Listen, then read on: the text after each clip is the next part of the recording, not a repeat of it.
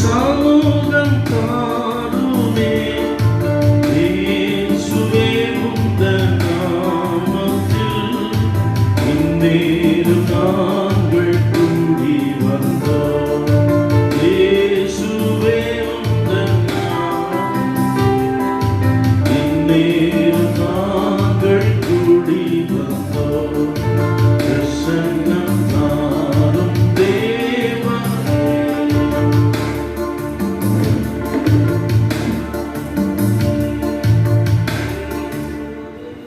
பரலோக பிதாவே, உம்முடைய குமாரனாகிய இயேசுவின் நாமத்தினால் இந்த நாளின் ஆண்டவரே கர்த்தாவே ஸ்தோத்திரம். அதிலேயும் உம்முடைய சமூகத்தில் வருகிறோம். நீங்கள் தேவனாய் கர்த்தர் தொடர்ந்து மகிமைப்படுகிறார். தடைகளை நீக்கி உம்முடைய பிள்ளைகளை கொண்டு வாரும்.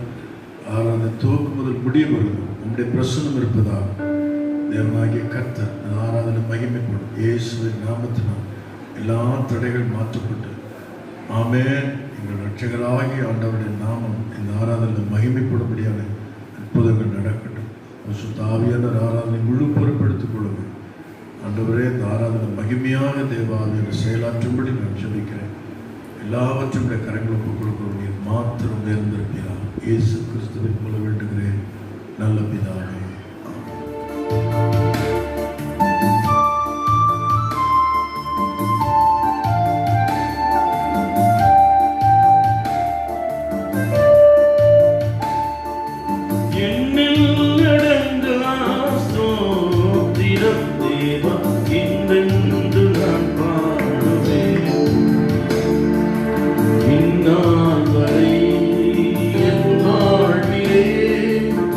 நான்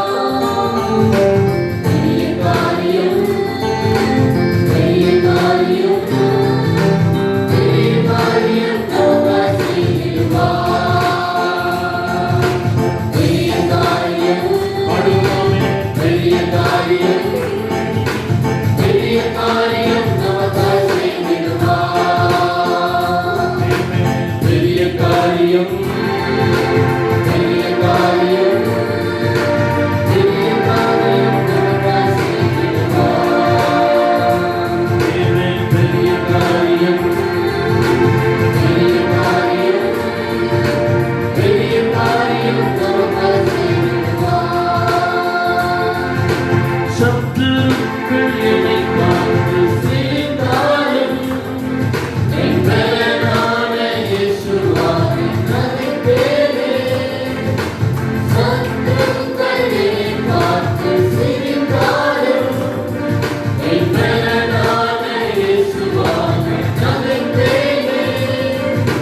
பெரிய காரியம், பெரிய காரியம், பெரிய காரியம் நமக்காக செய்திடுவார். எத்தனை சொல்லுவோம்? பெரிய காரியம், பெரிய காரியம், பெரிய காரியம் நமக்காக செய்திடுவார். ஹல்லேலூயா. ஆமென். பெரிய காரியம், பெரிய காரியம், பெரிய காரியம் நமக்காக செய்திடுவார். பெரிய காரியம், பெரிய காரியம், பெரிய காரியம் நமக்காக செய்திடுவார். பெரிய காரியம், பெரிய காரியம், பெரிய காரியம் நமக்காக செய்திடுவார். நாம் சில கவிகளை பாடி நம்முடைய இரட்சகரின் ஆண்டவரை நாம் தொடர்ந்து உயர்த்தப் போகிறோம். ஹல்லேலூயா. Thank you Jesus. இதயத்தை காண்கிற தேவன், நம்மோடு இடைப்படுகிற தேவன், நம்மை உள்ள ஆந்திருக்கிற அந்த நேசர், உள்ளத்தின் ஆழத்திலிருந்து நாம் தொடர்ந்து மையப்படுத்த போகிறோம். உள்ள செயல்கள் நினைத்து நினைத்து உள்ளமே பொங்குதையா. உள்ள செயல்கள் நினைத்து நினைத்து உள்ளமே பொங்குதையா.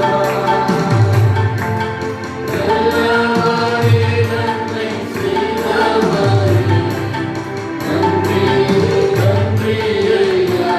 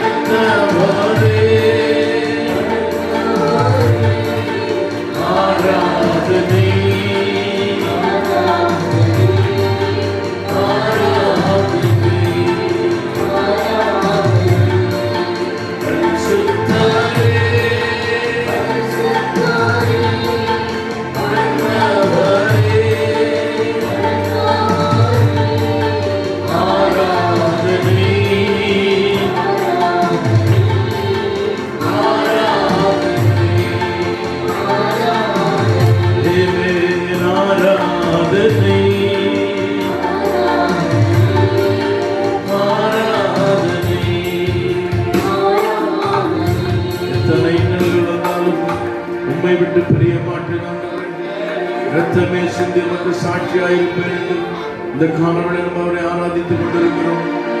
இதுவரை நம்மை நடத்தி கொண்டு வந்தவர் 2020 ஆண்டு முழுவதும் நம்மை கண்மணி போல பாதுகாத்து நேசித்து நடத்தி வந்தவர், நம்மை ஆதரித்தவர், நமக்கு உதவி செய்தவர், நமக்கு துணை நின்றவர், நமக்கு ஆலோசனை தந்தவர், நம்முடைய ரட்சகர், நம்முடைய தேவன், நம்முடைய எஜமானோடு கூட இருக்கிறார். ஹல்லேலூயா. அந்த தேவன் இந்த காலவெளியிலே ஆராதனைக்குள் இறங்கி வந்து நம்மை ஆஸ்வதிக்கிற தேவனாயிருக்கிறார். மகள் நேரம் பாடல் நீரே,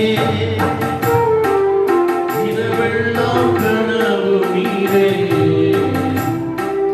மேலான சந்தோஷம் நீரே,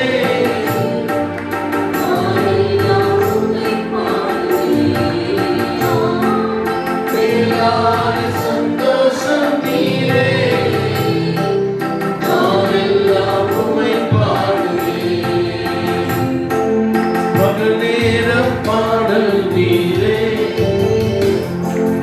இரவெல்லாம் கனவு நீரே,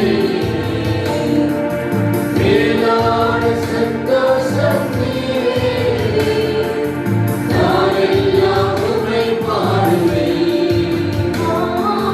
மேலான சந்தோஷம் நீரே, நானெல்லாம் உம்மை பாடுவேன்.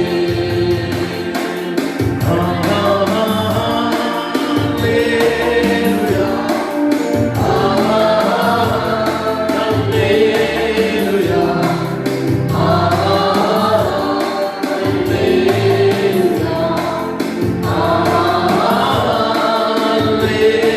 ஹல்லேலூயா,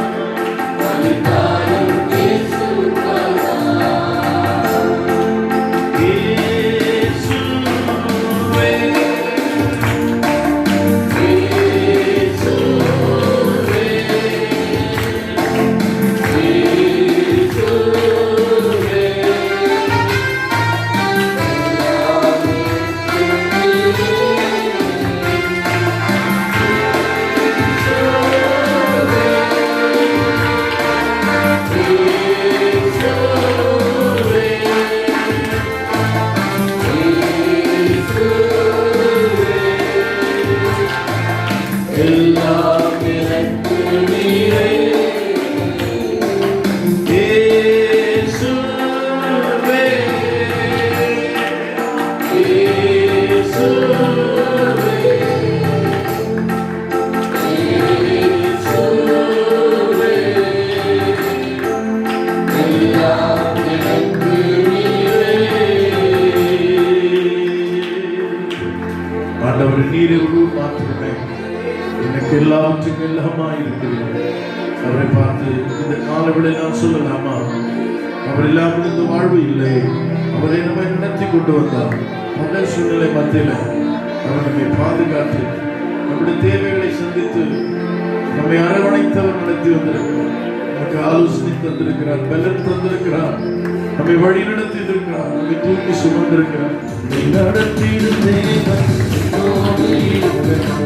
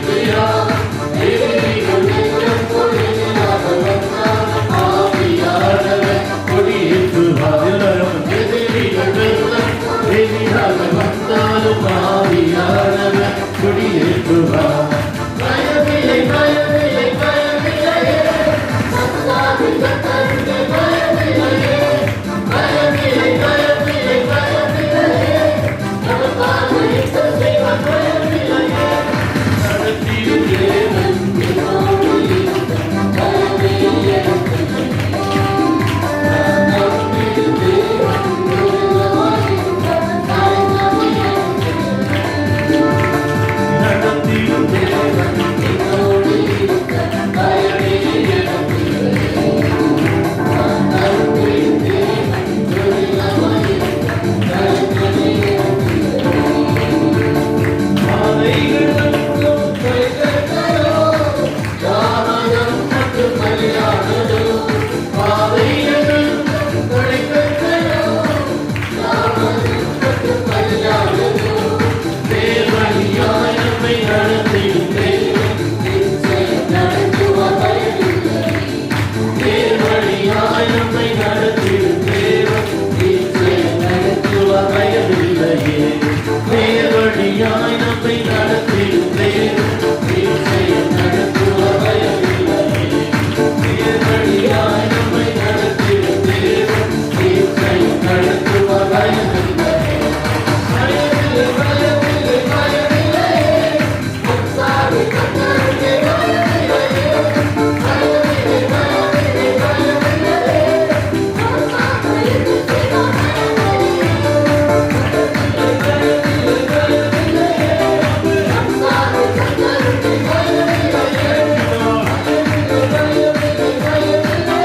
நமக்காக யுத்தம் செய்வார் பயமில்லையே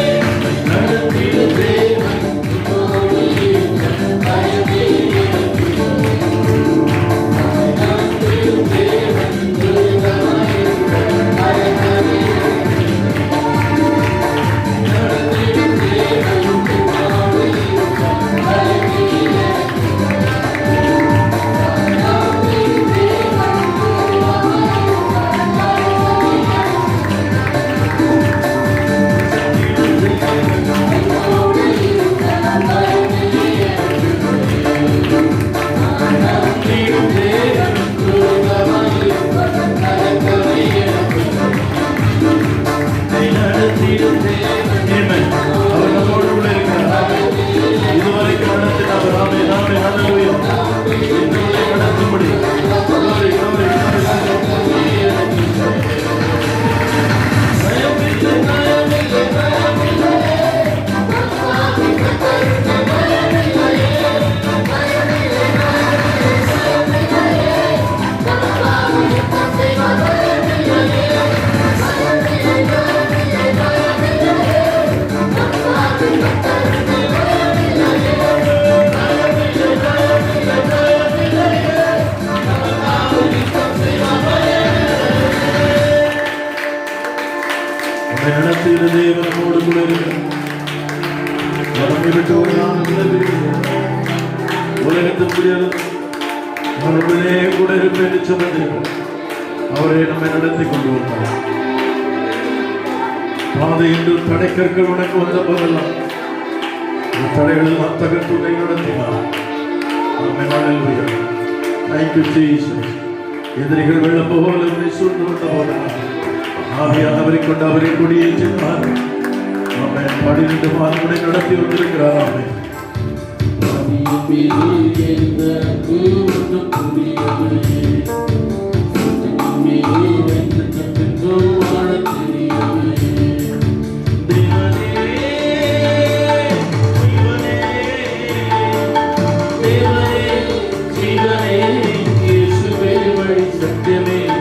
தேவனே என் ஜீவனே இயேசுவே வழி சத்தியமே ஆவியின் மீது எந்த அன்பு கொண்டு புரியவே நம்மின் மீது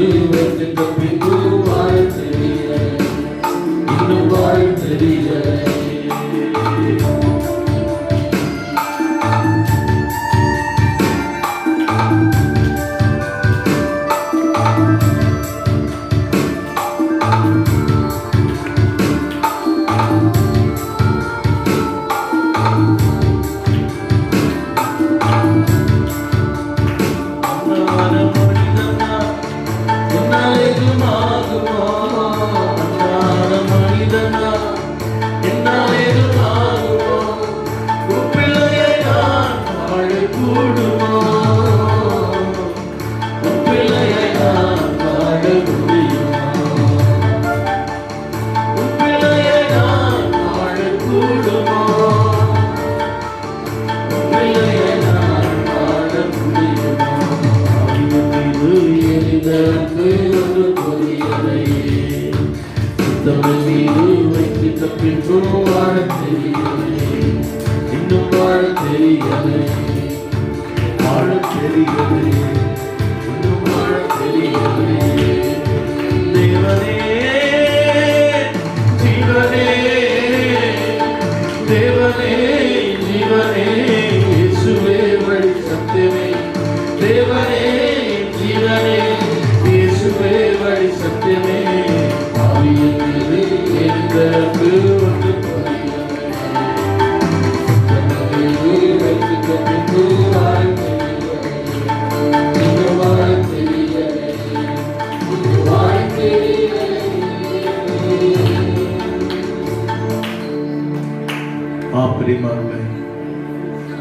காலங்களை நாம் கடந்து வந்து விட்டாலும் கர்த்தருக்கும்பாக நாம் குறைவுள்ளவர்களாகவே இருக்கிறோம். அவரை நோக்கி கேட்கலாம், ஆண்டவரே என் பாத்திரம் நிரம்பி வழியபடி வெறுமையாக்கி நான் படைக்கிறேன். ஆண்டவரே எனக்கு நிறத்தனைய கிருபைகள் அளித்த போதும் ஆண்டவரே என் வாழ்க்கையில் உள்ள சித்தத்தை நீ வைத்திருந்த போதும் அதை உணராதவனாய் அறியாதவனாய் நான் வாழ தெரியாதவனாய் இருந்து விட்டேனே.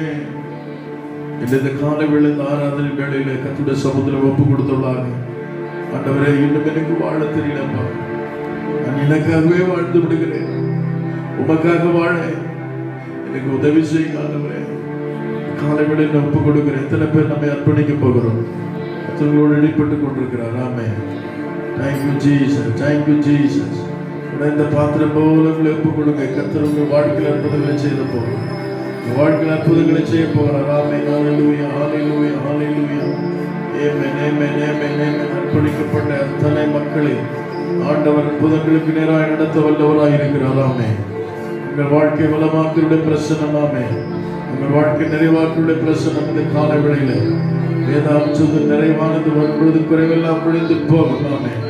நிறைவானபடி ஆசீர்வாதம் வாழ்க்கையில கடந்து வர ஆமென், ஆமென். இன்றைக்கு கர்த்தரிடத்தில் ஒப்பு கொடுங்க, ஒப்பு கொடுங்க. உங்களை நிறைவுள்ளவர்களாக பூரணராக மாற்றவே விரும்புகிறார். ஆமென். அவர் மேல் சித்தம் கொண்டிருந்த போதும் ஹல்லேலூயா அதை குறித்து வாழ தெரியாமல் விட்டு விட்டேன். ஆண்டவரே இந்த ஆண்டு இறுதியில் ஒப்பு கொடுக்கிறேன். ஆண்டவரே எப்படி நான் உங்களோட விசுவாச வாழ்க்கை துவங்கினேனோ அதே வண்ணமா இந்த கடைசி ஆராதனையில ஆண்டவரே கர்த்தர் வாரத்துடைய கடைசி இந்த ஞாயிறு ஆராதனையில என்னை ஒப்பு கொடுக்கிறேன். ஆண்டவரே என்னை ஒரு விசை நிரப்பும். ஆண்டவரே சகல விதமான கிருபையினால் என்னை நிரப்பும். ஆண்டவரே என்னை வெறுமையாக்கி படைக்கிறேன். ஹல்லேலூயா. அன்றைக்கு அதே வைராக்கியத்தை எனக்குள்ள தார், விசுவாசத்தை எனக்குள்ள வர்த்திக்கப்படும், பக்தி விருத்தி எனக்குள்ளே தோன்றப்படும். ஆண்டவரே சகல கிருபையினால் என்னை நிரப்பும். ஆண்டவரே எத்தனை பேர் நாம் கேட்க போறோம்? கர்த்தர்களை நிரப்பி கொண்டிருக்கிறார். ஹல்லேலூயா. ஆமென், ஆமென், ஆமென். ஆண்டவரே நான் உமக்காக வாழ்ந்திட உம்முடைய சித்தத்தை செய்து என்னை ஒப்பு கொடுக்கிறேன்.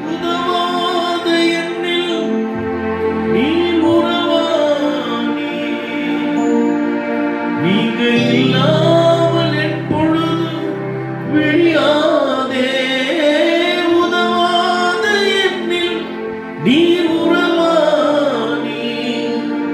நீங்க இல்லாமல் எப்பொழுது விழியாதே, நீங்க இல்லாமல் எப்பொழுது விழியாதே. தேவகுமாரா, தேவகுமாரா என்ன நினைச்சிடுங்க. தேவகுமாரா, தேவகுமாரா உங்களை நினைச்சிடுங்க. தேவகுமாரா, தேவகுமாரா என்ன நினைச்சிடுங்க. தேவகுமாரா, தேவகுமாரா உங்களை நினைச்சிடுங்க. நீங்க நினைச்சா ஆசீர்வாதத்தா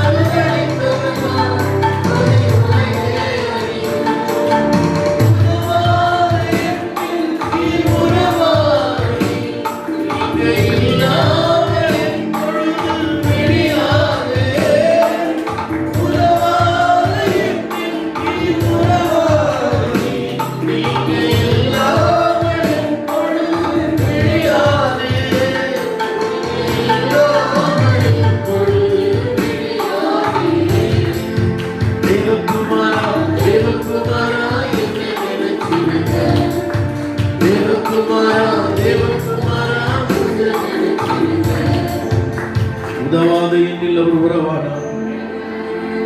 உபயோகமற்றிருந்த இந்த வாழ்க்கை, ஒன்றுமற்றிருந்த வாழ்க்கையில் அவர் எனக்கு உதவி செய்ய வந்தார்.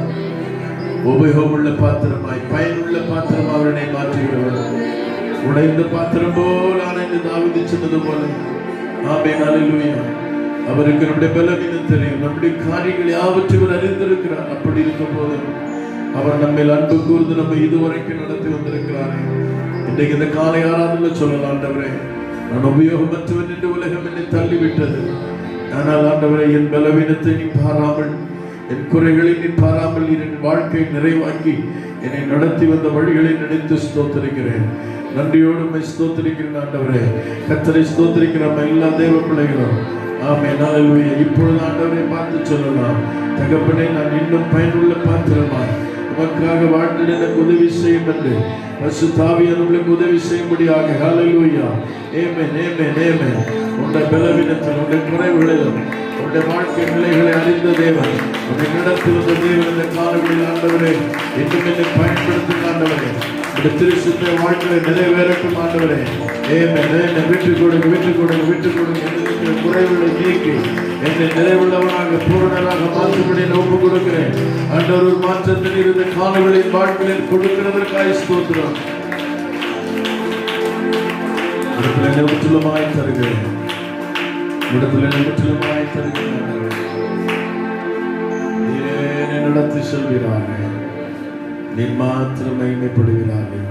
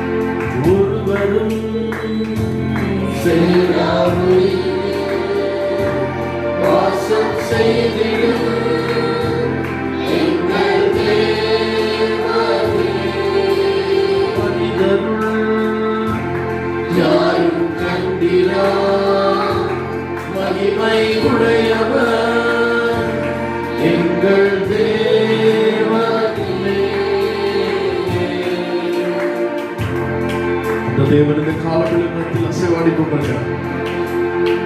நிறைவுள்ள பாத்திரமாக தொடர்ந்து வழி நடத்துவதில் உலாவிக் கொண்டிருக்கிறார். இனி குறைவுகளை எண்ணி அல்ல, ஹல்லேலூயா, உடைந்து போன நிலைமையில் அல்ல, உன்னை உருவாக்குகிறதை உன்னிடத்தில் உலாவிக் கொண்டிருக்கிறார். நீ எதிர்பார்க்கிறதுக்கு மேலான வாழ்க்கையை செயலாற்றுகிற தேவனிடத்தில் உலாவிக் கொண்டிருக்கிறார். இனியும் பயந்து அவிசுவாசப்பட்டு சோர்ந்து போகாது. ஆமென். உன் வாழ்க்கை பலமாக்குகிற தேவன் பட்சத்தில் இருக்கிறார்.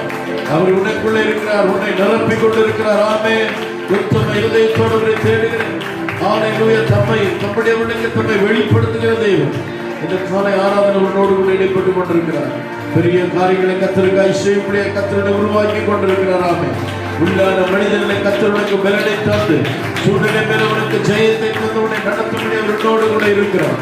இயேசுவின் நாமத்தினாலே, இயேசுவின் நாமத்தினாலே தளர்ந்த கைகள் திடப்படும் தள்ளாடுகிற முழங்காற்றில் நிபுணப்படுகிற தேவன் இந்த ஆராதனை பலமாய் இறங்கி அசைவாடி கொண்டிருக்கிறார். உன் பலவீனத்தில் உனக்கு பலனளிக்கிற அந்த தேவன் இதுவரைக்கும் உன்னை நடத்தி வந்தாரே. ஆமென். 2020 ஆண்டின் கடைசி தினங்கள் வரைக்கும் உன்னை கொண்டு வந்திருக்கிற அந்த ஆண்டவர் ஒரு புதிய ஆண்டுக்குள்ளே உன்னை கொண்டு செல்லும்படியாக இந்த ஆராதனை உன்னை அழைத்து வந்திருக்கிறார். ஆமென். ஹல்லேலூயா. உன்னை மெருகேற்றும்படியாய், உன்னை நிரப்பும்படியாய், பலப்படுத்தும்படியாய் ஆயத்தம் அவருடைய கொண்டு வந்திருக்கிறார். நீரே உன்னத, நீரே நீரே உம்மை ஆராதிப்பேன்.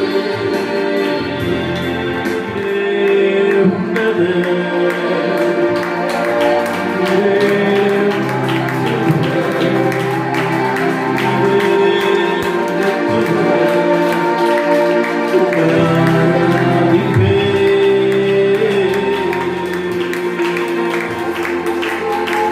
சேரக்கூடாத ஒளியில வசிக்கிறது என்னை நிரப்பியவனே, இந்த ஆண்டின் இறுதிக்கு வந்திருக்கிற என்னை இன்னும் மெருகேற்றி, இன்னும் என்னை நிறைவாக்கி, இன்னும் என்னை பலப்படுத்தி, என்னை இன்னும் புதிதாக்கி, புதிய ஆண்டுக்குள்ள என்னை அழைத்து செல்ல வல்லவராய் அந்த நாட்கள் விட்டு விட்டு அநேக விஷயங்கள், குறைப்பட்ட அநேக காரியங்களை அவர் வாழ்க்கையில மன்னித்து நமக்குள்ள நிறைவை கொடுக்க உள்ளவராய் இருக்கிறார். Thank you. Thank you, Jesus. தேவன் அவர்களை நடத்தி செல்ல வல்லவராய் இந்த இடத்தில் உலாவிக் கொண்டிருக்கிறார். நீங்கள் வறுமையாய் திரும்பி செல்கிறதில்லை. இந்த வருடத்தில் இறுதி ஞாயிற்றுக்கிழமை கர்த்தர் இன்னும் உன்னை புதிதாக்க, இன்னும் வாழ்க்கையை உருவாக்க, இன்னும் உன்னை உபயோகப்படுத்த உன்னோடு இடைப்பட்டுக் கொண்டிருக்கிறார். குறைவான அந்த காலங்களை நினைத்து வருந்தாதபடி, சோர்ந்து போகாதபடி, நிறைவுக்கு நேராக நடத்துகிற தேவன் இடத்துல உலாவிக் கொண்டிருக்கிறார். கர்த்தரிடத்தில் முழுமையாக விட்டு கொடுப்போம், ஒப்பு கொடுப்போம். தேவன் தொடர்ந்து நம்மோடு இடைப்படுவாராக. நாம் போகலாம். கடந்த நாளை நாம் சங்கீதம் 34:19 சொல்லப்பட்ட வசனத்தை நாம் தியானத்துக்கு எடுத்துக்கொண்டோம். நீதிமானுக்கு வரும் துன்பங்கள் அநேகமாக இருக்கும், கர்த்தர் அவைகளிலிருந்து அவனை என்ன செய்வாரா? அவனை விடுவிப்பார் என்கிற சங்கீதத்தை நாம் கடந்த நாளை நாம் தியானித்தோம். என் அருமையான தேவனுடைய பிள்ளைகளே, 15, 19, 17, 21 வசனங்களை நீங்கள் வாசிக்கும் பொழுது நீதிமானுக்கு டேஸ் வரும். என்ன வரும்? என்ன வரும்? கவனிக்கிறீங்களா? தூங்குறீங்களா? சொல்லுங்க அல்லேலூயா. கவனமா இருங்க. அருமையான தேவனுடைய பிள்ளைகளே, நீதிமானுக்கு என்ன வரும்? துன்பம் வரும். நீதிமானுக்கு வரும் துன்பங்கள் அநேகமாக இருக்கும், அவைகள் எல்லாவற்றிலிருந்து தேவன் அவனை விடுவிப்பார் என்று எழுதப்பட்டிருக்கிறது. எனக்கு அருமையான தேவனுடைய பிள்ளைகளே, நீதிமான்கள் யார்? நாம் எல்லாரும் நீதிமான்கள் ஆக்கப்பட்டிருக்கிறோம். இயேசு கிறிஸ்துவின் இரத்தத்தினால் நாம் கழுவப்பட்ட போது நீதிமான்கள் ஆகிவிட்டோம். அல்லேலூயா. உங்க பக்கத்துல இருக்கிறவங்க யார் தாங்க? நீதிமான்கள் தான். ஆனால் நீதிமான்கள் ஆக்கப்பட்டது விஷயம் அல்ல, நீதிமான்களாய் வாழ்வதுதான் பெரிய விஷயம். கைகளை தட்டி கர்த்தருக்கு ஸ்தோத்திரம் பண்ணலாம். நாம் நீதிமான்களாக ஆக்கப்பட்டது அவருடைய இரக்கத்தினாலே. எவர்களை முன்குறித்தார் அவளை அழைத்திருக்கிறார், அவளை அழைத்தார், அவளை நீதிமானாய் ஆக்கியிருக்கிறார். ஆனால் இந்த நீதிமான்கள் மூலமாக தேவன் மகிமைப்பட வேண்டுமானால், தேவனுடைய மகிமை நம்முடைய வெளிப்பட வேண்டுமானால், நம்முடைய வாழ்க்கை நீதிமானாக நாம் வாழ வேண்டும். நீதிமானாக அழைக்கப்பட்டது பெரிதல்ல, நீதிமானாய் வாழ்வதுதான் பெரிது. அல்லேலூயா. அப்ப நீதிமானாய் வாழ்வது என்றால் என்ன? கடந்த நாட்கள் நான் உங்களுக்கு சொல்லிக் கொடுத்தேன். கர்த்தருடைய வசனத்தின்படி வாழ்கிறவர்கள் தான் நீதிமான்கள். கர்த்தருடைய வசனத்திற்கு முக்கியத்துவம் கொடுத்து அந்த வசனத்துக்கு நடுங்கி பயந்து அதன்படி வாழ்கிற பிள்ளைகள் தான் நீதிமான்கள். அவருடைய பார்வையிலே, அவருடைய வாழ்க்கையில என்ன கிடையாது? பயம் இல்லை. அவருடைய பாதையிலே மரணம் இல்லை, அங்கே ஜீவன் இருக்கிறது. அப்படி அர்த்தம் என்ன? மரணம் என்கிற ஆவிக்குரிய மரணம் அங்கே கிடையாது, நித்திய ஜீவன் என்கிற ஆவிக்குரிய முன்னேற்றம் அங்கே காணப்படும். கரங்களை தட்டி கர்த்தருக்கு ஸ்தோத்திரம் சொல்லலாமா? நாம் இந்த உலகத்திலே பல காரியங்களை மறித்து விடுவதற்காக தேவன் நம்மை அழைக்கவில்லை. நாம் ஜீவனுள்ள ஒரு தேசத்துக்கு போக வேண்டுமானால், நித்திய ஜீவனை சுதந்திரிக்க வேண்டுமானால், ஆகவே ஜீவனுள்ள வார்த்தைகளை நாம் கை கொண்டு வாழ வேண்டியது அவசியமா இருக்கிறது. ஆகவேதான் நீதிமான்களுக்கு ஒரு பெரிய அழகு என்ன தெரியுமா? தெரியுமா? அவர்கள் வசனத்தை கை கொண்டு வாழ்கிறவர்கள், அவர் சொல்படி வாழ்கிறவர்கள் தான் நீதிமான்கள். இப்படி வேதாகமத்திலே பல நீதிமான்களை கடந்த வாரத்தில் நான் சொன்னேன். அது நோவா துவங்கிய அந்த நீதிமான்களை நாம் பார்க்கிறோம். நோவா அந்த நாட்களில் கர்த்தருக்கு முன்பாக நீதிமானாய் காணப்பட்டான். அவனை அவன் குடும்பத்தை கர்த்தர் ரட்சித்தார். ஒரு பேழை அந்த குடும்பத்தை பாதுகாத்தது. அந்த பேழை செய்வதற்கான அந்த பணியை ஆண்டவர் அவன் கையில் ஒப்புக் கொடுத்தார். அருமையான தேவனுடைய பிள்ளை, அவன் நீதிமானாய் இருந்ததினாலே அன்றைக்கு வாழ்ந்த ஏராளமான மக்களில் அந்த குடும்பம் மாத்திரமே பாதுகாக்கப்பட்டது. எனக்கு அருமையான தேவனுடைய பிள்ளைகளே, மற்ற எல்லாம் அழிந்து போனது. ஆனால் புதிய ஏற்பாட்டு காலத்தில் அப்போஸ்தலனாகிய பேதுரு எழுதுகிறார், அந்த பேழைக்கு ஒப்பாக கிறிஸ்து என்கிற பேழையை கர்த்தர் நமக்காக வைத்திருக்கிறார். கரங்களை தட்டி கர்த்தருக்கு ஸ்தோத்திரம் பண்ணலாமா? எப்படி அந்த பேழையிலே அந்த 8 பேர் காக்கப்பட்டார்களோ, அதே போல் அருமையானவர்களே, இயேசு கிறிஸ்துவாகிய அந்த பேழைக்குள்ளே, இந்த திருச்சபைக்குள்ளே ஆண்டவர் நம்மை கொண்டு வந்திருக்கிறார். கரங்களை தட்டி கர்த்தருக்கு ஸ்தோத்திரம் பண்ணலாமா? இந்த பேழையை நாம் பாதுகாக்கப்பட்டு அந்த பேழை அரராத் மலையில் நின்றது போல இந்த பேழை சீயோனிலே தேவனுடைய ராஜ்யத்திலே இந்த பேழை கொண்டு செல்லப்பட போகிறது. ஆகவேதான் எனக்கு அன்பான தேவனுடைய பிள்ளைகளே, நீதிமான்களாய் நாம் வாழ்வதற்காக அழைக்கப்பட்டிருக்கிறோம். நீதிமான்களுடைய வாழ்க்கையுடைய அந்த மெய்யான அர்த்தத்தை நான் சொன்னேன். வசனத்தின்படி அவர் வாக்கின்படி வாழ்கிற மக்கள். ஆபிரகாம் கர்த்தருடைய வார்த்தையை முழு நிச்சயமாய் நம்பி அதை என்ன செய்தாராம்? அதை தழுவி கொண்டான், அதை பற்றி கொண்டான், அதன் மேல் விசுவாசம் வைத்தான்.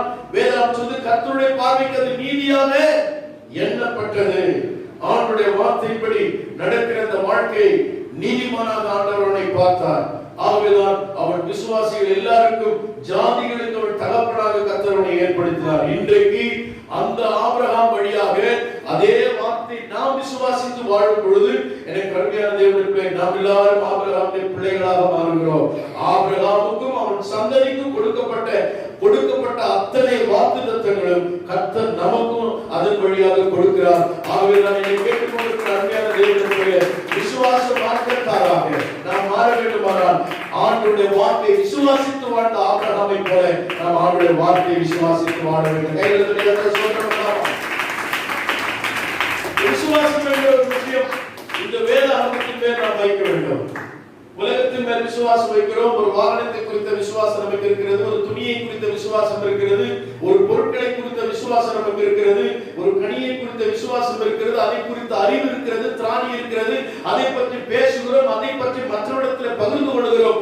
ஆனால் வேதத்தின் மேல் விசுவாசம் இல்லாதபடியினால் அநேக நீதிமான்கள் என்ற நிலையை விட்டு தள்ளப்படுகிறார்கள். வேதத்தின் மேல் உங்கள் விசுவாசம் வைக்கப்பட்டு அந்த வேத வசனத்தின்படி நீங்கள் நடக்க முற்படும் பொழுது நீங்கள் நீதிமான்களாய் இருப்பீர்கள், சிங்கத்தை போல இருப்பீர்கள். உங்கள் பாதையில் ஒன்று குறிப்பிடாதபடிக்கு அருமையான தேவனுடைய பிள்ளையே, நீதிமானை குறித்து சொல்லப்பட்டிருக்கிற அத்தனை வாக்குத்தத்தங்களும் உங்கள் வாழ்க்கையிலே வந்து பலிக்கும். ஹல்லேலூயா.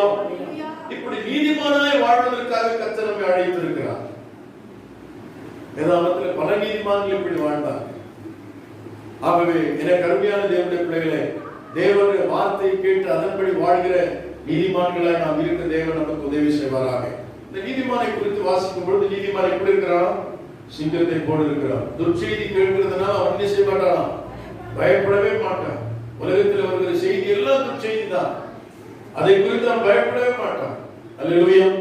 வருகிற வருஷம் எப்படி இருக்கிறோம், நாட்டில் எப்படி இருக்கும், எதிர்காலம் எப்படி இருக்கும், பிள்ளைகளை குறித்து எப்படி இருக்கும், எனக்கு வியாதி சொல்லிட்டாங்களே, இந்த வியாதியில் எனக்கு என்ன பிரச்சனை வரும், இப்படி நிறைய செய்திகள் வரும். ஆனால் கர்த்தருடைய இந்த வார்த்தையை விசுவாசித்து இதை வாசித்து கை கொடுக்கிறவன் வெளியே இருந்து வர எந்த சத்தத்துக்கு செவி கொடுக்கவே மாட்டான். இன்னைக்கு கல்யாணத்துக்கு வந்தா போக மாட்டான். ஏன்? இந்த செய்தி விசுவாசித்த அவன் ஞாயிற்றுக்கிழமை நான் கல்யாணத்துக்கு வர மாட்டேன் அப்படின்னு தைரியமா பேசுவான். ஏன்? இன்னைக்கு ஞாயிற்றுக்கிழமை அற்பமா எண்ணி அதை அவமதிக்கிற மக்கள் ஏன் நிறைஞ்சிருக்கிறாங்கன்னா வசனத்தை கவனிப்பதே இல்லை. அல்லேலூயா. சிலர் எப்பொழுதும் பிரச்சனையே பேசுவார்கள்.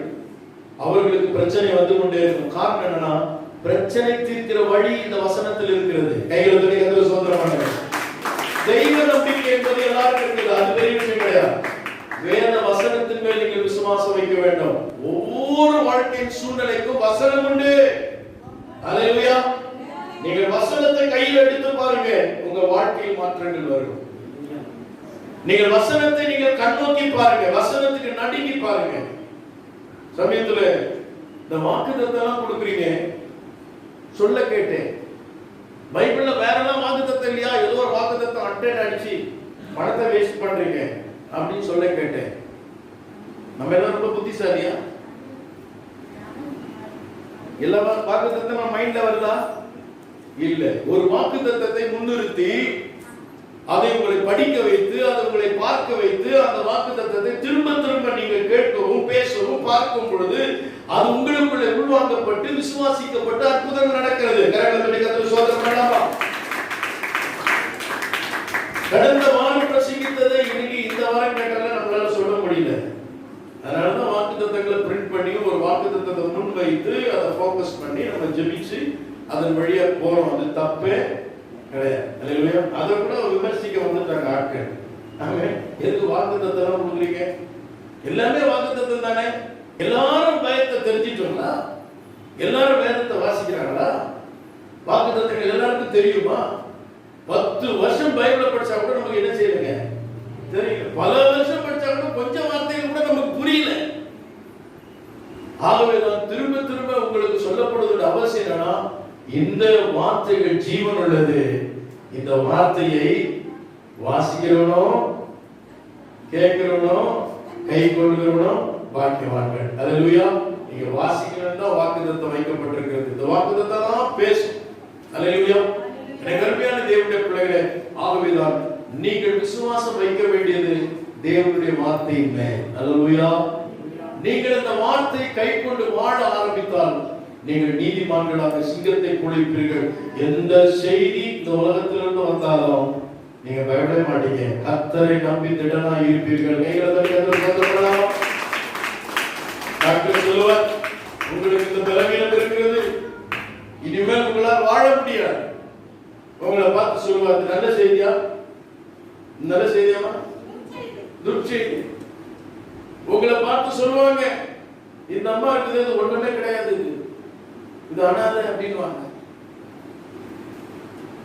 உங்களை பார்த்து சொல்லுவாங்க, ஏதாச்சும் உங்களை பார்த்து சொல்லுவாங்க. உலகத்திலிருந்து வர சத்தம் எல்லாம் உன்னை வேதனைப்படுத்தும், உன்னை பயப்படுத்தும், உன்னை சோர்வடைய செய்யும்.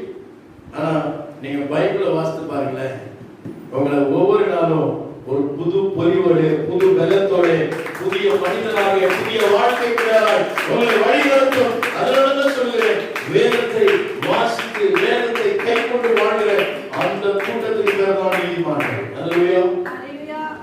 இந்த வேத வசனத்தை கை கொண்டு நீங்க வாழ ஆரம்பிச்சீங்கன்னா நீங்க நீதிமான்கள். சொன்னேன், இந்த நீதிமான்களுக்கு தான் துன்பம். வசனத்தை கை கொள்ளாம இருப்பாங்க கிறிஸ்துவங்க, அவங்களுக்கு என்ன வராதுங்க, துன்பமே வராது. வசனத்தை எப்ப கை கொள்றோமா அப்ப துன்பம். நம்முடைய நல்லூர் பட்டிக்காட்டு சபையில அவயவங்களை குறிச்சு ஒரு நாடகம் நடிச்சாங்க. ரொம்ப சிறப்பா நிறைய நாடகம் நடிச்சாங்க. எல்லாம் வசனத்தில் ஒவ்வொரு வேதாகமத்துல கேரக்டர் எஸ்தரை பத்தி பல சம்பவம் வாலிப பிள்ளைங்க நடிச்சாங்க. அவ்வளவு வேதத்தினுடைய விஷயங்கள் மெமரி பண்ணி அற்புதமா நடிச்சாங்க. அப்படி பைபிள் விஷயத்தை வாசிச்சா இப்படி வேதத்தை தெளிவுபடுத்தி சொல்லாத சும்மா இருப்பானா? எல்லாரையும் பிடிச்சான்.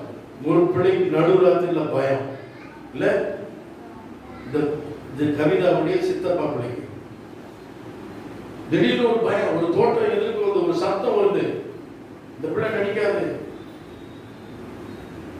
பிரதர்களை தைரியப்படுத்துங்க. இன்னொரு பிரதர் அவங்க சித்தப்பா, அவர் லோ பிபி ஆயிடுச்சா, அவரால் எதுவுமே பண்ண முடியல. இப்படி எல்லாரும் அதுல சொல்லி கொடுத்தவங்க அதுல அந்த சத்தியத்தை சொல்லணும்னு அப்படி முயற்சி எடுத்த போது நிறைய பேர், ஒரு 4 பேர் பாதிக்கப்பட்டிருக்காங்க. நீங்க எப்ப நீதிமானாக வசனத்தின்படி வாழ ஆரம்பிக்கிறீங்களோ உங்களுக்கு துன்பம் வரும். வரணுமா? வரக்கூடாது? வரணும். பைபிள் சொல்லுது, 1 பேதுரு 1:6 கடந்த நாள் நம்ம வாசித்தோம். அந்த திரும்ப நான் சொல்றேன், பாடுபட வேண்டியது அவசியமாய் இருக்கிறபடியா என்று எழுதியிருக்கிறது. நம்ம பாடுபடணும். பாடுகள் இல்லாமல் கிறிஸ்தவ வாழ்க்கை இல்லை. பாடுகளை ஏற்று வாழ வேண்டியவன் தான் நீதிமான். நீதிமானுக்கு துன்பம் வரும். ஆனால் அவள் எல்லாவற்றிலும் கர்த்தரோடு விடுவிப்பார்.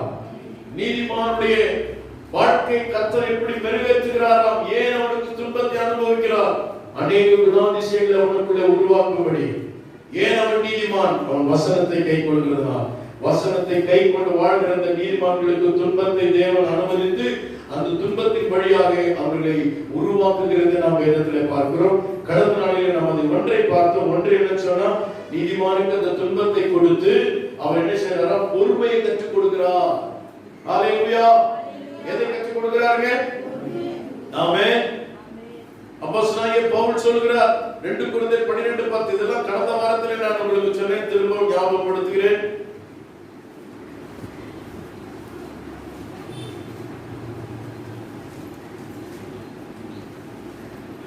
எடுத்துட்டீங்களா?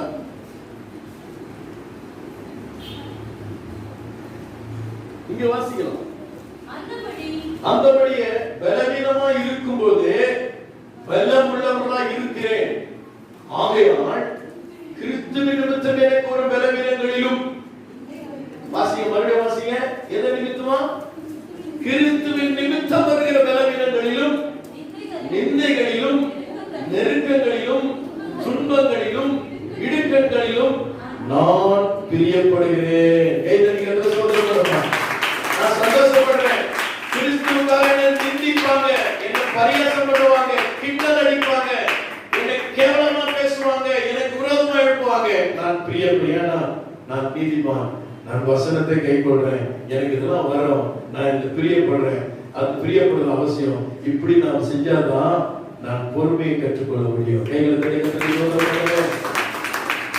யோபின் பொறுமையை நீங்கள் பார்த்திருக்கிறீர்களே, முடிவில் என்ன ஆச்சுங்க?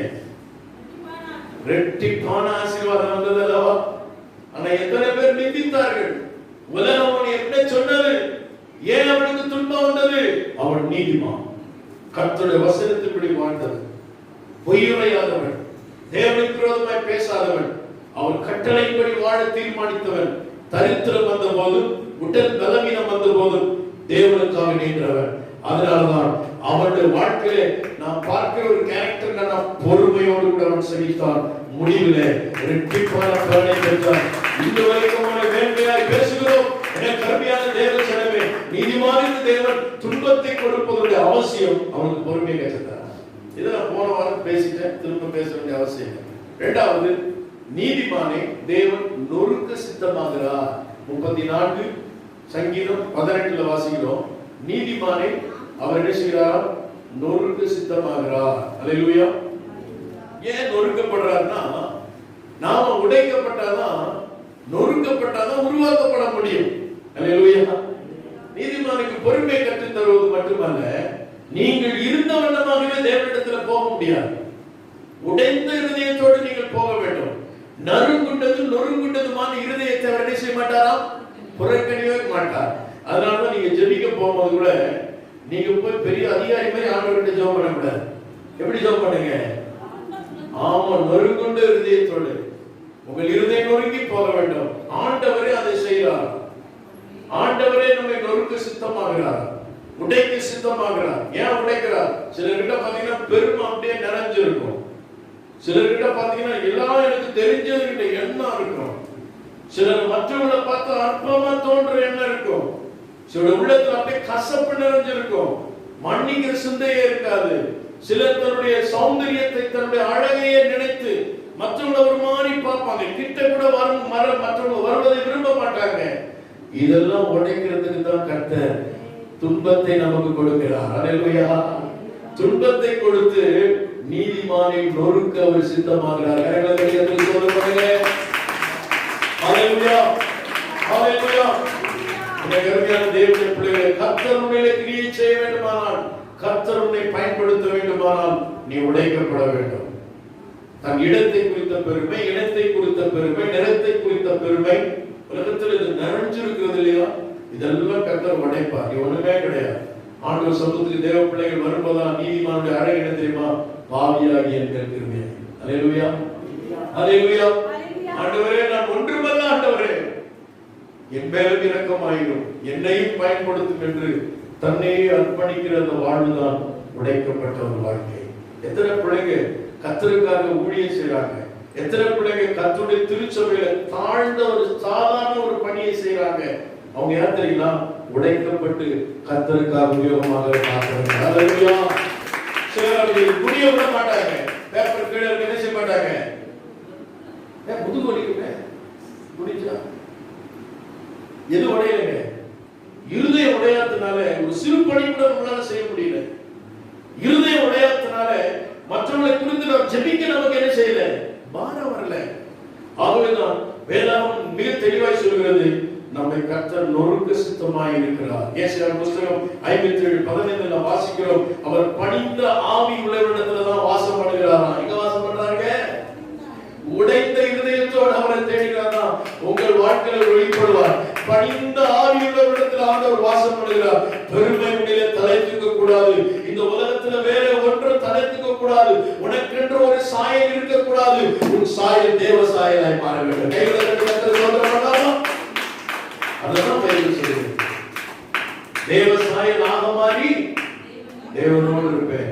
அப்ப தேவ சாயலா நம்ம மாறணும்னா நம்மள ஆண்டவர்கிட்ட கொடுக்கணும். ஆண்டவர் இயேசு ஆண்டவர் சொன்னார், எரேமியா பார்த்து சொன்னார், எரேமியா நம்ம வாசிக்கிறோம், எரேமியா குயவன் வீட்டுக்கு போக சொல்றார். 12ஆம் அதிகாரத்துல சொல்றார், நீ குயவன் வீட்டுக்கு போன்னு சொல்றார். ஏன் ஆண்டவரே? நீ போப்பா. அவன் என்ன செய்யறான்? அந்த திரிகையிலே அந்த சக்கரத்திலே ஒரு பானை அணைந்து கொண்டிருக்கிறான். அந்த பாத்திரம் கையில் பட்டு உடைகிறது. பார், அந்த பாத்திரம் உடைந்து விட்டது என்று அந்த குயவன் விட்டு விடவில்லை. அந்த பாத்திரத்தை உடைத்து திரும்பவும் ஒரு புதிய பாத்திரத்தை வணைகிறான். ஹல்லேலூயா. நீ இப்படி இருக்க வேண்டியவன் அல்ல, இன்னும் நான் உன்னை சிறப்பாய் வணைகிறேன் என்று பார் என்று சொல்லி அந்த குயவன் தன் மனதிலே தான் விரும்பிய வண்ணமாக அதை வணைகிறான். அந்த குயவன் தான் நான் இஸ்ரவேல் மக்கள் தான் அந்த களிமண். நான் குயவன் செய்தது போல செய்யக்கூடாதா? 2021 நீயாக இருக்கக்கூடாது. தேவன் வணைந்த பாத்திரமாய் வாழ வேண்டும். ஆண்டவருடைய வணைய போகிறார். அதுக்கு விட்டுக் கொடுக்கணும். நான் உடைந்த பாத்திரமாய் ஆண்டவரை எடுத்து உபயோகப்படுத்தும்படி அவர் வணையும்படி என்னை விட்டுக் கொடுக்க வேண்டும். தேவ பிள்ளைகளே, இப்படி வேதாகமத்தில் பல இடங்களில் ஆண்டவர் நம்மை விட்டுக் கொடுக்க சொல்றார். மன்னிச்சிருக்கமா, பாரபட்சம் பார்க்காதீங்க, ஏற்றத்தாழ்வு பார்க்காதீங்க, உங்களை பெருசா நினைக்காதீங்க. என் அன்பு சகோதரனே, உங்களுக்கு ஒரு ஸ்டேட்டஸ் இருக்குன்னு சொல்லி நீங்க நினைக்காதீங்க. அதனாலதான் கர்த்தர் உங்களை பயன்படுத்தல. உங்களை நீங்க கர்த்தர் கையில் ஒப்பு கொடுத்து பாருங்க, உங்களை கர்த்தர் மகா பெரிய மனிதராய் மாற்றுவார். எகிப்து நாட்டுக்குள்ள இருந்த மோசே ராஜகுமாரன் என்ற பெயரிலே தான் இருந்தான். ஆனால் மகா பெரிய தீர்க்கதரிசியா எப்பொழுது மாறினான்? கர்த்தருக்கு தன்னை விட்டுக் கொடுத்த போது. பவுல் 3 கப்பல்களுக்கு முதலாளியாகும் மிகப்பெரிய ரோம பிரஜை என்ற பிரஜை உரிமை பெற்றவன் என்கிற பெருமையோடு நியாயப்பிரமாணத்தை கமாலியின் பாதத்திலே கற்றேன் என்ற பெருமையோடு வாழ்ந்தான். கர்த்தர் அவனை உடைச்சார். ஆமென். நடுமத்தியான வெயில்ல அவனை உடைச்சார். கண்ணு தெரியல, கையிலாக கொடுக்குள்ள தேடுறான். ஆண்டவர் சொன்னார், நீ துன்பப்படுத்துற கிறிஸ்துவானே, ஆண்டவரே நான் என்ன செய்யணும் ஆண்டவரே என்று சொன்னான். தான் விருப்பப்படி செய்து கொண்டிருந்தவன் இப்ப சொல்றான், கர்த்தர் அவனை உடைச்ச போது சொல்றான், நான் இப்ப என்ன செய்யணும் ஆண்டவரே? நான் என்ன செய்யணும் பாஸ்டர்? நான் என்ன செய்யணும் ஆண்டவரே? ஆண்டவரே நான் என்ன செய்யணும்னு சொல்லி கேட்கிற உள்ள உனக்கு வருகிறது. அப்பொழுதுதான் நீ உடைக்கப்பட்ட மனிதன். ஒரு விருப்பப்படி உன் விருப்பத்திற்காக வாழ்கிற வரைக்கும் நீ கர்த்தர் பயன்படாதவனை பார்க்கிறோம். என் கருமையான தேவனே, இப்படி பல இடங்கள் ஆண்டவர் சொல்றார்.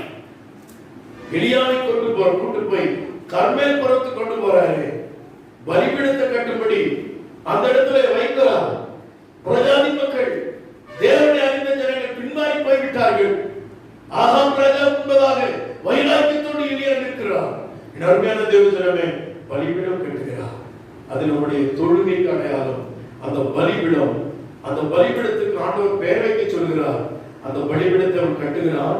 அதுக்கு இஸ்ரவேல் என்று பெயரிடுகிறான். அது தம்முடைய ஜனம் அல்லவா? அந்த பலிபீடத்தை ஆண்டவர் பார்க்கும்படி சொல்கிறார். அந்த பலிபீடம் என்ன இருந்ததா? சிதைந்து போயிருந்தது. அல்லேலூயா. அது சரியில்லாது இருந்தது. ஆண்டவர் சொல்கிறார், நீ அதை செப்பனிடு என்று சொல்கிறார். நீ ஆராதிக்கிற ஆராதனை சரிதானா? உன் பலிபீடம் சரிதானா? உன் கிறிஸ்துவ வாழ்க்கை சரிதானா? உன் ஆவிக்குரிய நிலை சரிதானா? ஆண்டவர் அதை செப்பனிடும்படி சொல்கிறார். அந்த பலிபீடத்தை திரும்பவும் அதை செப்பனிட்டு கட்டினான் என்று எழுதப்பட்டிருக்கிறது. கைகளை தட்டி கர்த்தரை மகிமைப்படுத்தலாமா? ஆகவே இந்த பலிபீடத்தை உடைத்து விட்டான். திரும்பவும் பலிபீடமாக செப்பனிட்டு கட்டின போதுதான் அந்த பலிபீடத்தினால் அக்கினி இறங்கினது. அந்த ஆராதனையில் தான் ஆண்டவர் வானத்திலிருந்து மழையை பொழிய பண்ணினார். அந்த ஆராதனைக்கு பின்புதான் இஸ்ரவேல் ஜனங்கள் எல்லாம் கர்த்தரே தேவன் என்று முழங்கினார்கள். அப்படிப்பட்ட மாற்றம் வர வேண்டுமானால் நான் உடைக்கப்பட வேண்டும், நான் செப்பனிடப்பட வேண்டும். ஆகவே தான் சொல்றேன், நீதிமான உடைக்க கர்த்தர் சித்தமுள்ளவராயிருக்கிறார். எத்தனை விஷயத்துல நம்மளை உடைச்சு கர்த்தர் ஸ்டேட் பண்ணியிருக்கிறார். நான் சில பிள்ளைகளை பார்ப்பேன், அவங்க படிச்சிருக்கிற படிப்புக்கு, அவங்க இருக்கிற நிலைமைக்கு சாதாரண காரியங்களை செய்ய முடியாது, ஆனா கர்த்தருக்காக செய்யறாங்க. ஏன் தெரியுமா? கர்த்தரால உருவாக்கப்பட்ட பாத்திரங்கள். ஒண்ணுமே கர்த்தரை பெருசா நினைப்பாங்க. கர்த்தர் உடைக்கப்படுவது தன்னை ஒப்பு கொடுக்காதவர்கள். ஆகவேதான் நீதிமானுக்கு முதலாவது பொறுமை கற்றுத்தர பாடுகளை, உபத்திரவங்களை, சோதனை தேவன் அனுமதிக்கிறார். இரண்டாவது, நீதிமானுக்கு அவனை உடைத்து உருவாக்குவதற்காக சோதனை அனுபவிக்கிறார். இப்ப சொல்லுங்க, சோதனை வேணும்னா வேணாம்? நாம ஷேப் ஆகணும்னா, நாம பயன்படணும்னா நான் சோதனை ஏற்றுக்கொள்ளணும். அதான் அவர் சொன்னார். இந்த வசனத்தை நம்ம வாசிச்சோம் இல்லையா? அருமையான தேவனுடைய பிள்ளை, மிக அருமையான ஒரு வசனம். அந்த கொரிந்தியர்ல அந்த வசனம் திரும்ப கூட நம்ம அந்த வசனத்தை பலவீனனா இருக்கும் பொழுது பலவீனனா இருக்கிறேன். ஏன் தெரியுமா? நான் வீக் தான், ஆனா நான் வீக்னஸ் கிடையாது. நான் பலவீனனா இருக்கேன். ஆனா நம்ம இந்த வசனத்தை படிக்கவே மாட்டோம். இது முன்னாடி ஒரு வசனம் இது. அந்த வசனத்தை மனப்பாடம் பண்ணி படிப்போம். என்ன வசனங்க? என் கிருபை உனக்கு போதும், உன் பலவீனத்தில் பலன் பூரணமாய் விளங்கும். இதைதான் நம்ம சொல்லிட்டு இருப்போம். ஆனா இந்த வசனத்தை வாசித்து பாருங்க. நான் ஏன் பலவீனனா இருக்கு தெரியுமா? கிறிஸ்து நிமித்தம் எனக்கு பலவீனங்கள் வருது, நிந்தை வருது, நெருக்கங்கள் வருது, துன்பங்கள் வருது, இடுக்கண்கள் வருது. நான் பிரியப்படுகிறேன், எனக்கு அவர் உதவி செய்யலாம். அல்லேலூயா, அல்லேலூயா. யாருன்னா ஒருத்தர் சொல்லிட்டா கூட அது ஒரு நெருக்கம் தான். அதை தாங்கிக் கொள், கர்த்தருடைய மேன்மைப்படுத்துவார். அல்லேலூயா. நான் உபத்திரவப்பட்டது நல்லது, நான் பொன்னாக தொடங்குகிறேன் என்று சொன்னார். அருமையான தேவனுடைய பிள்ளைகளே, ஆகவேதான் சொல்கிறேன், நொறுக்கப்பட நம்மை விட்டுக் கொடுக்க வேண்டும். இயேசு கிறிஸ்துவை கூட பிதாவாகிய தேவன் அவரை நொறுக்க சித்தமாகி தான் பைபிள் எழுதிஇருக்குது இல்லையா? அவர் நொறுக்கப்பட்டார். நம்மளை கூட ஆவிக்குரிய நிலைமையில் அப்படிதான் ஆண்டவர் நொறுக்க சித்தமாகிறார். அல்லேலூயா. சங்கீதத்தின் புத்தகம் 51:18 அதுல 17ஆம் வசனத்தை நீங்க வாசித்தீங்கன்னா சிறப்பான ஒரு வசனம். 51:17 வேகமா எடுத்து வாசிங்க. தேவனுக்கேற்ற பலிகள் நொறுங்குண்ட ஆவிதான். அல்லேலூயா. அதனால நீங்க தேவ சமூகத்துக்கு வரும்போது நொறுங்குண்ட இதயத்தோடு நீங்க வாங்க. நீங்க இப்படி ஜெபம் பண்ணி பாருங்க. நான் ஆராதிக்கும் போதே அப்படி உடைந்து உள்ளத்துல சில நேரங்கள் அதிகமா அழுவேன். ஆராதனைகள் அழுகை நிறுத்தவே முடியாது. அந்த இருதயம் உடையும், ஆளுடைய அன்பு பொங்கும், அதை நிறுத்தவே முடியாது. ஜெபத்துல அப்படிதான். நீங்க அப்படி ஜெபிச்சு பாருங்களேன், உங்களை சுத்தி இருக்கிற பிரச்சனை, கவலை, கண்ணீர் எல்லாம் ஓடியுங்க. நீங்க உடைந்த இதயத்தோடு வரணும். அல்லேலூயா. அந்த தேவன் பிரியப்படுறாரு. அப்படி ஜெபிக்கிற ஜெபங்களுக்கு உடனே ஆண்டவர் பதில் கொடுக்கிறது நாம் வேதத்துல வாசிக்கிறோம். நீங்க பைபிள்ல பாத்தீங்கன்னா அண்ணான்னு ஒரு சிஸ்டர் ஜெபம் பண்ணாங்க. எப்ப ஜெபம் பதில் எப்ப கிடைச்சதுங்க? எப்ப பதில் கிடைச்சதுங்க? எப்ப பதில் கிடைச்சதுங்க? அப்பவே பதில் கிடைச்சதுங்க. உடனே பதில் கிடைச்சது. ஆனா இவ்வளவு நாள் ஜெபம் பண்ணாங்க. ஜெபத்துக்கு என்ன இல்ல? பதிலும் இல்லை, நம்பிக்கை இல்லை. ஆனா இன்னைக்கு ஜெபம் பண்றாங்க. எப்படி ஜெபம் பண்றாங்கன்னா, அண்ணா தேவ சமூகத்திலே போய் தன் இருதயத்தை ஊற்றினார். அப்ப இவ்வளவு நாள் என்ன பண்ணா? சிலருக்கு அந்த புடவை கூட என்ன செய்யக்கூடாது? களையக்கூடாது. சிலர் கையை தட்ட மாட்டாங்க. கை என்ன செய்யும்? 2 கை மோதினா என்ன செய்யும்? என்ன வரும்? வலிக்குமே. இப்படிப்பட்டவங்க என்ன செய்ய முடியும்? இருதயம் நொறுங்கி அவன் ஜெபிக்கிறான். மாஸ்டருக்கு புரியல. ஏலி பாக்குற இவர் இப்படி அழுகிறாரே, ஒரு ஓவர குடிச்சிட்டாலோ அப்படின்னு அவர் சொல்றார், நான் மன கிளேசமுள்ள ஸ்திரீ, என் இருதயத்தை தேவ சமூகத்தில் ஊற்றினேன். பாருங்க, அன்னாரின் ஜெபத்தை அன்றைக்கு கர்த்தர் கேட்டார். அதே ஆசாரி சொல்கிறார், இஸ்ரவேலின் தேவன் விண்ணப்பத்தை கேட்பார் அல்ல, நடக்கும் அல்ல, ஒரு வேலை அல்ல, கேட்டா சொல்லுங்க, நீ சமாதானத்தோட போ. அல்லேலூயா. அடுத்த வருஷம் சாமுவேல் குழந்தை. சாமுவேல் வேதாகமத்தில் சிறந்த ஒரு தலைவர், சிறந்த ஒரு தீர்க்கதரிசி, நியாயாதிபதி. அப்படிப்பட்ட ஒரு பிள்ளையை கர்த்தர் கொடுத்தார். அல்லேலூயா. காரணம் தெரியுமா? அன்னாருடைய அந்த கண்ணீர் ஜெபம். அல்லேலூயா. நீங்கள் உடைந்து ஜெபியுங்கள்.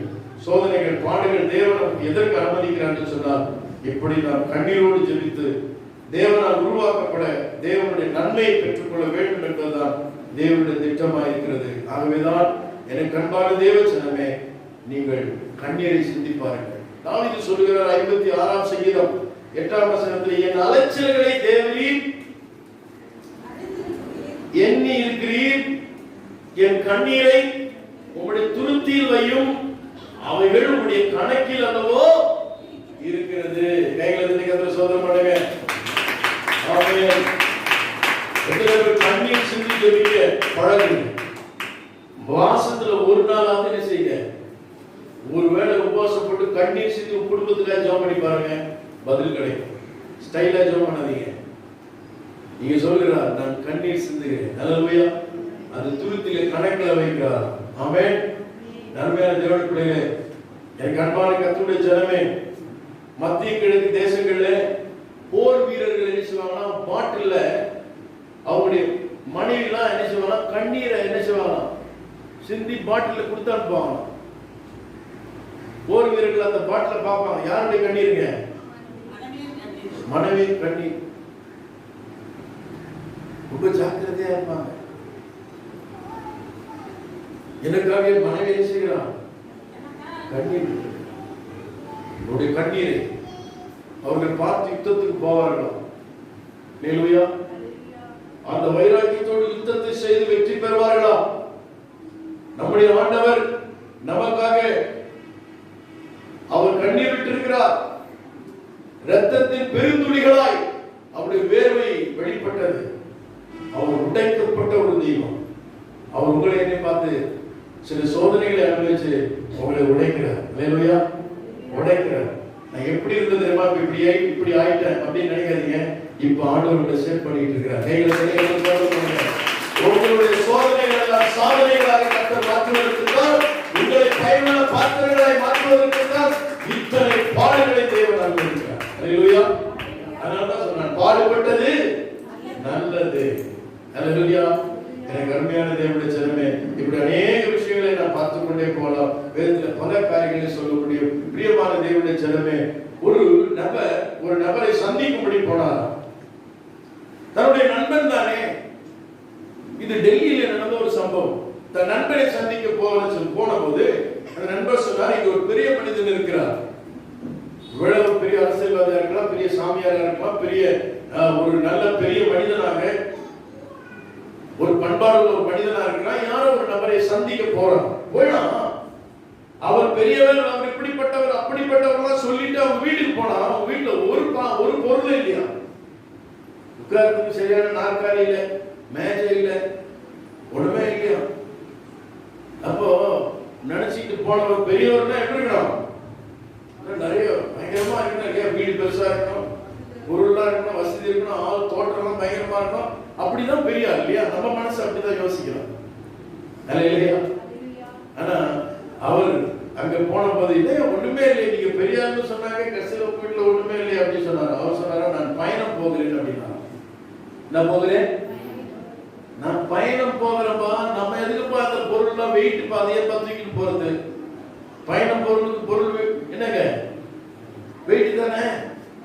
அதனால எனக்கு நான் ஒரு பயணி அப்படின்னு சொன்னா ஒண்ணுமே புரியலையா. அல்லேலூயா. ஆமென். நாம கூட பயணம் தான் போயிட்டு இருக்கிறோம். இது இல்ல அது இல்ல கவலையே பட வேண்டாம், அதுதான் வெயிட். ஆமென். ஹalleluya. நிறைய சொத்து இருந்தா உங்களுக்கு தூக்கம் வராது. நிறைய நகை போட்டு போனீங்கன்னா என்ன செய்வீங்க, பயமா இருக்கும். சரிதானே சிஸ்டர்? ஆமா. கொடுத்தா தோத்துறோம். நான் சொல்றது இல்லாததுக்கு நீ கவலைப்படாதீங்க. அல்லேலூயா. அதுக்காக வருத்தப்படாதீங்க. நீங்க பயணிங்க, உங்க வெயிட் எல்லாம் குறைச்சுங்க. பொண்ணு ஆசை, பொருள் ஆசை, மண் ஆசை, உலகத்துக்குரிய ஆசைகளை என்ன செய்யுங்க, அதை குறைச்சிங்க. அதுக்காக பிரயாசப்படாதீங்க, போராடாதீங்க. கர்த்தர் கொடுத்தா ஸ்தோத்திரம். ஏன்னா கர்த்தர் ஆசீர்வதிக்கிற தெய்வம், அதனால ஓட்டாண்டி விட மாட்டாரு. ஆனால் கிடைக்காத ஒன்றுக்காக நீங்கள் போராடி உங்களுடைய லட்சியத்தை நீங்க இழக்கக்கூடாது. அல்லேலூயா. என்னுடைய லட்சியம் எல்லாம் ஆண்டவருக்காக வாழ்வது, என்னுடைய லட்சியம் எல்லாம் ஆண்டவரை இந்த பூமியில பிரதிபலிப்பது, ஆண்டவரை பற்றி சாட்சி கூறுவது. இந்த லட்சியத்தோடு வாழும் பொழுது நான் பயணிங்க, எனக்கு எதுங்க வெயிட்டு போன அந்த நண்பருக்கு புரிந்ததான், அவரே யோசிச்சாரா, சிந்திக்க ஆரம்பிச்சாரா. நம்ம கூட ஏதோ கவலைப்பட்டு இருக்கிறோம். அல்லேலூயா.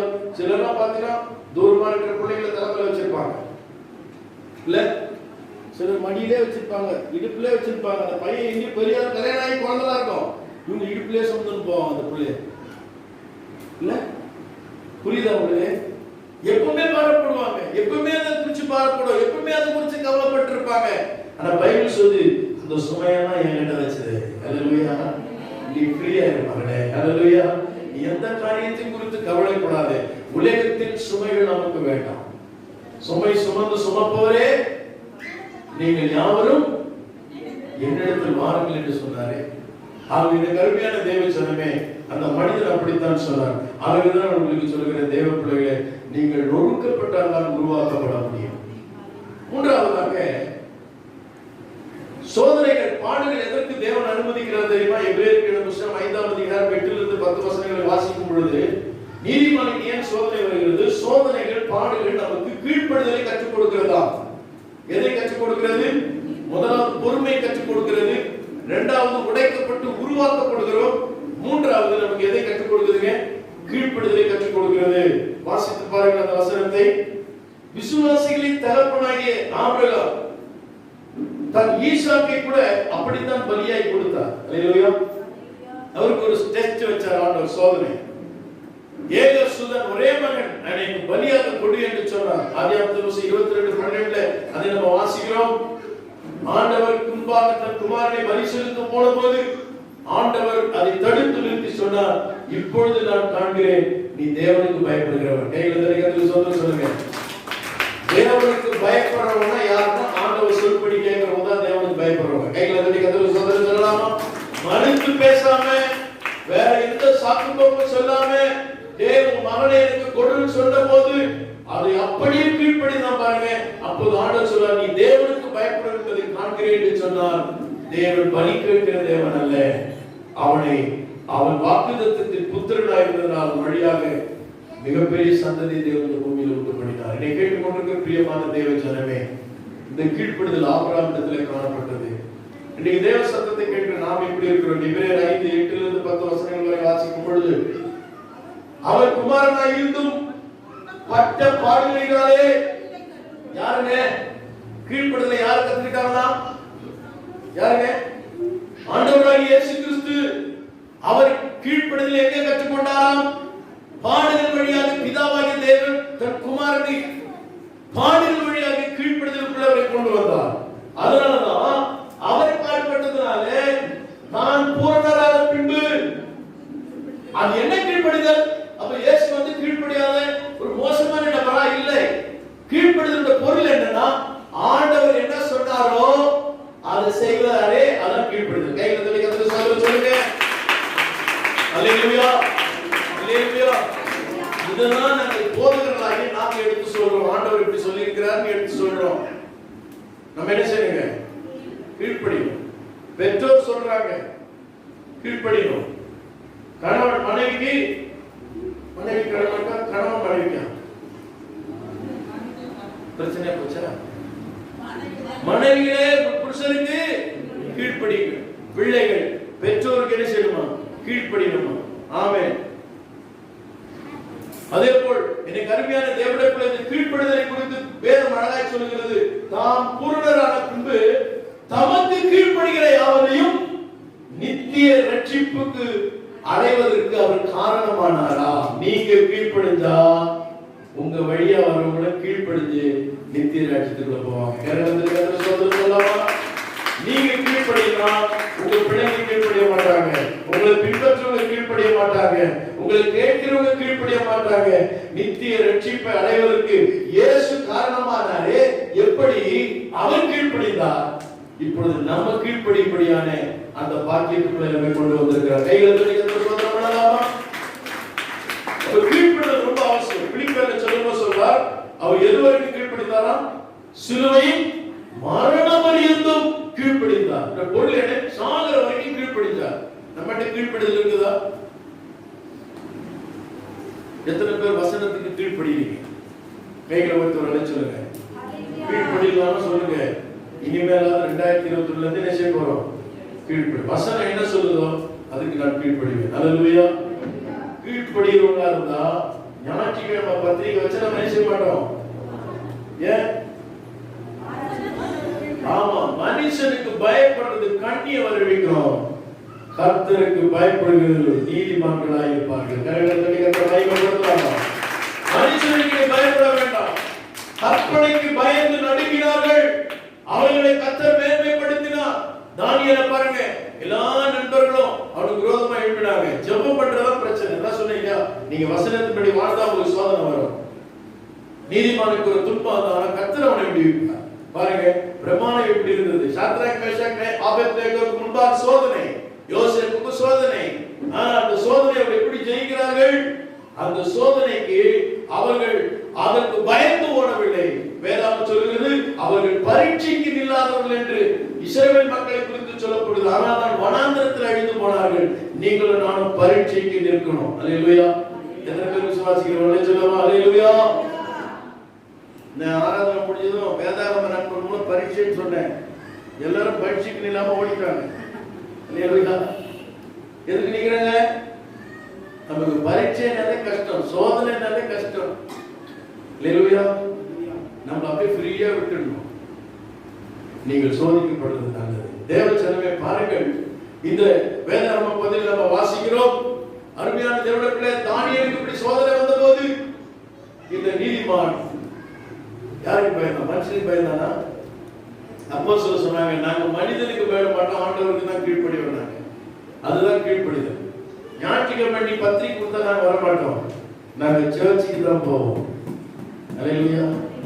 அன்னைக்கு எந்த பயணமும் செய்யக்கூடாது தெரியுங்களா? சில ஞாயிற்றுக்கிழமை தான் பயணமாகி போவாங்க. பயணம் செய்யக்கூடாது. அது கர்த்தருடைய நாள். வாசிங்க, பைபிளை வாசிங்க. அது உங்க இஷ்டம் போல பயன்படுத்தக்கூடாது. உனக்காக இந்த நாள் கிடையாது, அது கர்த்தருக்குரிய நாள். அந்த நாளை பரிசுத்தமா என்ன செய்யணுமா? ஆசரிக்கணும் அப்படின்னு சொல்லியிருக்கிறார். அப்படி நம்ம செஞ்சாதான் அவருடைய வாக்குத்தத்தங்கள் நிறைவேறும். பாருங்கள், தானியேல் முன் செய்து வந்தது போல தானியேல் 6:10 வாசிக்கிறோம். வழக்கமாய் பலகணிகளை திறந்தவன் ஜெபிக்க ஆரம்பித்தான். வேதாகம் சொல்கிறது, சிங்க கபியில் அவனை போட்டார்கள். சிங்கங்கள் அவனை சேதப்படுத்தவில்லை. நீதிமானுக்கு துன்பம் வரும். ஏன்னா நீதிமான் வசனத்தின்படி வாழ்கிறான். துன்பத்திலே கர்த்தர் சொல்றார், நான் அவனை விடுவிப்பேன். விடுவிச்சாரா? சிங்கங்களின் வாய்களை கட்டி போட்டார். தானியேலை சிங்கங்கள் சேதப்படுத்தவில்லை. நீதிமானுக்கு இன்னொரு அழகு உண்டு. என்ன அழகுனா, நீதிமான் பதில் செய்ய மாட்டான். அல்லேலூயா. ஆமென். ஆண்டவர் சொல்லிருக்கார், நீங்க தீமைக்கு தீமை செய்யாதிருக்க பாருங்கள், நானே பதில் செய்வேன் சொல்லியிருக்கிறார். அதனால தரிராஜா அடுத்த நாள் வந்து, தானியேலை உத்தம குமாரனே, நீ இடைவிடாமல் ஆராதிக்கிறவன் தேவனாகிய கர்த்தர் சிங்கங்களின் வாயிலில் உன்னை தப்புவித்தாரா அப்படின்னு கேட்கிறாரு. உள்ள இருந்து நம்மளா இருந்தா என்ன சொல்லிருப்போம்? நீ ராஜாவாயா? நீ மோசமான ராஜா, நீ உருப்படுவியா? என்ன தூக்கி சிங்க என்ன ஆண்டவர் காப்பாத்திட்டாரு, ஆனா நீ நல்லவன் கிடையாதுன்னு நம்ம பேசியிருப்போம். ஆனா நீதிமானுக்கு அழகு என்ன தெரியுமா? துன்பப்பட வேண்டியது அவசியங்க. யார் வழியா வருதுன்றது அவங்க சத்துருக்கள் கிடையாது. இது தேவனுடைய பிளான். உங்க வீட்டார் உங்களுக்கு சத்துருன்னு சொல்லியிருக்காரு. சில வேளை அப்படி நடக்கும். கணவனை பார்க்கும்போது ஒரு மாதிரி இருக்கும், மனைவியை பார்க்கும் போதும் எப்படி இருக்கு நீங்களே முடிவு பண்ணீங்க. ஆனா நீங்க என்ன செய்யக்கூடாது? அவளை சத்துருவா எண்ணக்கூடாது. இப்படிதான் சோதனை வரும். நல்லா இருக்கிறப்பல திடீர்னு அடம் பிடிக்கும். அதுதான் நமக்கு சோதனை. சகித்துக் கொள்ள வேண்டும். தேவ பிள்ளைகளே, நீங்கள் தேவ வசனத்துக்கு கீழ்ப்படிய வேண்டும். சூழ்நிலைக்கு நீங்கள் பலியாக கூடாது. பாருங்க, நடந்தது தெரியுமா?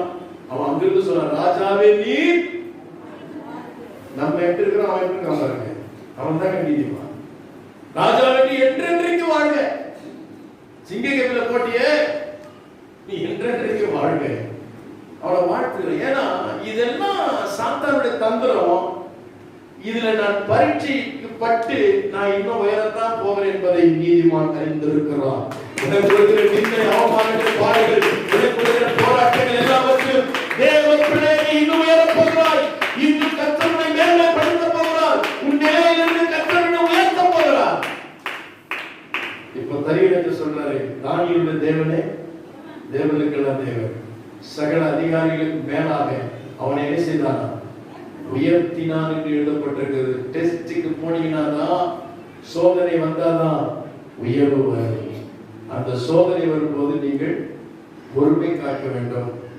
தேவ கற்பனைக்கு கீழ்ப்படிய வேண்டும். அந்த சோதனையிலே நீங்க ஷேப் ஆகிறதுக்கு, உடைக்கப்படுவதற்கு உங்களை விட்டு கொடுக்க வேண்டும். இதுதான் சோதனையில் கிடைக்கிற மேன்மை. அல்லேலூயா. இப்படித்தான் நம்முடைய முன்னோர்கள் அந்த சோதனைகளை எல்லாம் அற்புதமாய் சகித்தார்கள். அருமையான தேவ ஜனமே, இயேசு பாடுகளை சகித்தார். எபிரேயர் 5:8-9 வசனங்களை வாசிங்க. நீங்க வாசிக்காம விட்டுட்டீங்க.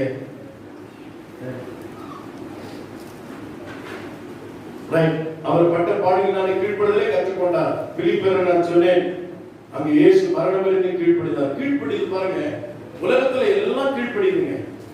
சகல சிருஷ்டிகளை என்ன செய்துங்க? கீழ்ப்படிது. கீழ்ப்படிதல் ரொம்ப குறைவா இருக்கிற ஆள் யாருங்க? மனுஷன் தான். மனுஷன் தான் கீழ்ப்படிய மாட்டாங்க.